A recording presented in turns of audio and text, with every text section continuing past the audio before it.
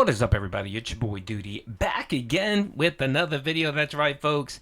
Your boy Duty had to take a small little tiny time out to address some, well, annoying things. But your boy Duty is back. That's right. I'm here to proclaim the DSP, the Tractor Crown. That's right. Your boy Duty is here, getting ready to pop out that content. And yeah, again, I just want to apologize to everyone. I haven't been able to upload anything because, of course, I've been dealing with the channel and dealing with some of the fallout from recent events, which I'll make a video and talk about because I got to address a couple people. I got to address the whole Keemstar thing, Kino Casino, and DSP, of course. So, yeah, that video will be a little lengthy, and I'll probably do it. It'll probably be my second or third video of the day. That's right, your boy Duty's going to be pumping out some massive content today because he has a lot to say. Anyway, today we're going to be taking a look at the Daily Wrap and seeing what Phil had to say. Apparently, he titled this The Best Day Ever. That's right, imagine that. The best day ever for Phil is talking with Keemstar, a man that despises him, and playing WWE champions. That's right. That's what Phil categorizes as the best day ever. So let's see what he had to say on the Daily Wrap. Good evening, everyone, and welcome to the Daily Wrap for what was Wednesday, the 28th of August, 2024. An insanely crazy day for good reasons, because today was literally one of the best streaming days I've ever had when it comes to essentially getting attention on the channel, and the levels of views and support were absolutely over the top crazy. First stream today, I interviewed Keemstar, and it went really well. Technical issues a little bit, maybe not too many. And basically it was about 45 minutes of me hanging out with the audience, building it up and fixing tech stuff. Then it was about an hour interview with Keemstar, and then after that there were two different sessions that continued from the stream. One was actually decompressing from that interview, talking directly about it, and another was about another hour and a half of just hanging out with the audience. So it went really well. We had a record high number of viewers on stream, over 2,700 people simultaneously on the stream. The video is continuously climbing in views because I left it on demand so people could check it out if they wanted to see the raw video. And I made it the featured video on the channel. Currently, it's sitting at 24,000 views and climbing, but I also split it up into individual parts so that people could actually check it out if they felt like it.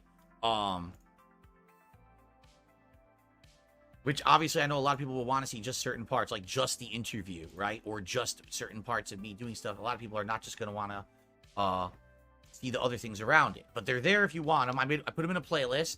Or you can just watch the raw archive stream, which I will leave live. There's no reason for me to hide it. I didn't play any copywritten content on there that'll be claimed. I'll just leave it live for people to watch on demand, okay? Insane amounts of support during that stream. Crazy, okay? Then tonight was my first ever WWE Champion stream. I peaked at around 1,000 viewers. We consistently had 700 to 800 all night.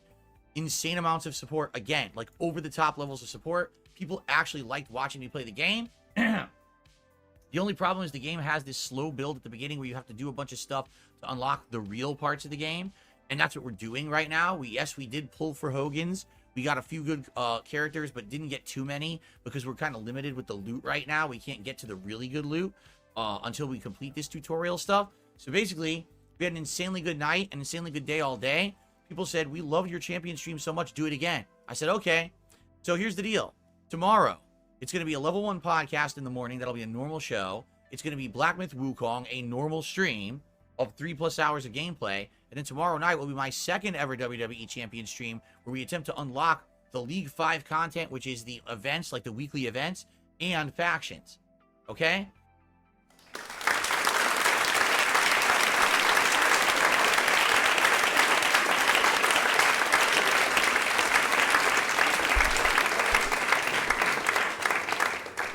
That's a round of applause for our boy DSP for his best day ever. That's right. And of course, again, the best day ever consisted of him talking to someone who he despises and playing WWE champions and pulling Hogans. That's right. Man, I mean, can we state the obvious here? I mean, big ups to Phil for finally adapting and changing. Big ups to Phil. I mean, it only took him 10 years to finally realize that, yes, talking with people like Keemstar does bring views and money.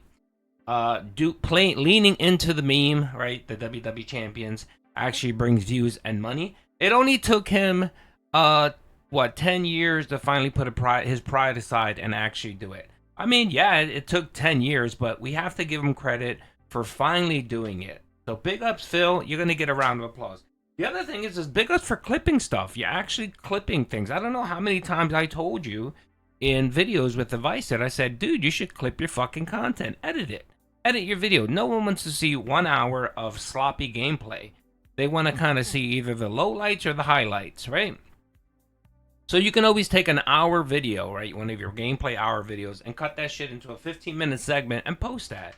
But of course, you were too greedy for that $2 ad revenue you get on those videos and wanted to leave it up for an hour, which is stupid. What's the point of getting 200 views on an hour-long video when you can get, 1,000 on a 15-minute video? It just makes sense, really. YouTube will pump out that video, that 15-minute video, probably way more than that 1 hour-long slog that really no one wants to watch. So big ups for Phil for finally fucking adapting. Again, it only took him 10 years, but he finally did it. So you have to give him credit for that. The other thing that I want to address is the WWE Champions thing. I mean, it amazes me that he went 7 years denying WWE Champions.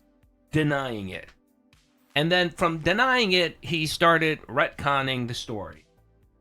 You guys know the clip where he talks about WWE Champions and how he was addicted to mobile games, but then he stopped playing mobile games because, of his wife moving in, and he made a promise to her.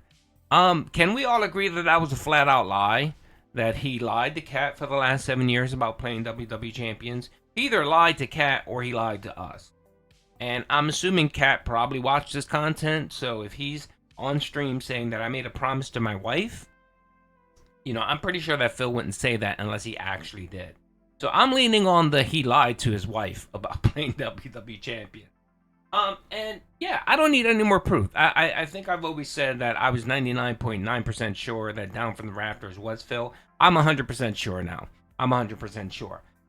If you watch his gameplay yesterday, it was pretty fucking hilarious. Like, the one thing I was looking for was how versed he was in this game. And the boy is a pro. I'm sorry. No, okay, if you ever watch Phil play a game, he typically sucks at playing games. He needs his handheld, and it takes him forever. He needs to level up. He needs to level up or be an OP character, just to be remotely good at a game. That's the truth. I'm not knocking him. That's the truth. And that's most people, right? He was a fucking pro at this game. He was a pro at he knew all the shortcuts. He knew how to navigate. He knew how to level up your characters quickly. He knew the pool system. He knew everything. He knew the lore of WWE Champions. He knew the lore of each card, of each wrestler. Every time he pulled a card and got a card, he told you whether that was a good card or bad card, when it was a good card, when it was a bad card, whether, he had all that fucking lore. I've never seen Phil, never have that much background and lore in a game than any other. He'll play Skyrim, Fallout, all of these older Bethesda games, and not even know 1/3 or a quarter of the lore of the game. He won't. He has to rely on chat, or, he'll make shit up, whatever. But not fucking WWE Champions. WWE Champions, that boy was able to state facts. To the point where everything he said, I normally question Phil on a lot of shit he said. But when he was talking about WWE Champions, oh my lord, I didn't doubt that shit. I sat there like a student listening to a professor, just spouting knowledge. I mean, Phil was the fucking Neil deGrasse Tyson when it came to WWE Champions. If I ever want to learn about astronomy, I hit Neil deGrasse Tyson to get his facts about astronomy and physics and so on, because the man is just a fucking pro, right? When it comes to WWE Champions, you need to just go to one source, and that's Phil. And I'm finally glad that he's willing to admit his addiction. Again, it only took 7 years of lying to his viewers, his supporters, lying to his wife, lying to everyone, lying to his mother, because of course, he wouldn't have been in financial trouble if he didn't spend hundreds and thousands on WWE Champions, right? lying to his mother about his situation and him fleecing her out of 4K. Let's not forget the 10-year plan, folks. Again, we're at zero completion when it comes to the 10-year plan. So I just find it so fucking funny that Phil here is finally owning the meme. But again, I can't be a hater. He's playing the game. Phil, I'm gonna give Phil credit. Phil finally playing the game. He's leaning into drama content. He's being the asshole that he is. I mean, he's just outright being the asshole he is, right? He's owning it. And I think that's always been my issue with Phil, is that Phil will tell you and try to retcon his life and tell you that he's a great dude and that everything else was just him being immature or young. And then you have this 42-year-old boomer here being the jerk and the asshole that he is, pulling those Hogans, showing his addiction. He's doing everything that everyone said he was. And you know what? At least he's owning it now. So I got to give him some credit. I can't fully shit on the guy. I mean, I can call him out for being a fucking scumbag and a liar and for scamming his viewers and his dents. I could do that. But I can't hate on him for doing what works. And this is currently working right now. So big ups for Phil. I can't hate. Got to give him the credit. You can't hate. Got to give him the credit. So big ups to Phil for maximizing this opportunity. He is. As much as you hate Phil, you got to give him credit for maximizing his opportunity. Let's see how long this lasts. Anyway, like I said, yeah, most people know my channel got monetized, but it makes no big difference in the scope of things. I will be pumping out content like I was before. And yeah, and the monetization stuff, it is what it is. It's not a big deal, pimp. It's not a big deal. Don't worry about it. I saw people hit me up about pay. No, I'm not going to do any of that shit. Just, it is what it is. Okay? Thank you again, folks. Much appreciated. Peace out.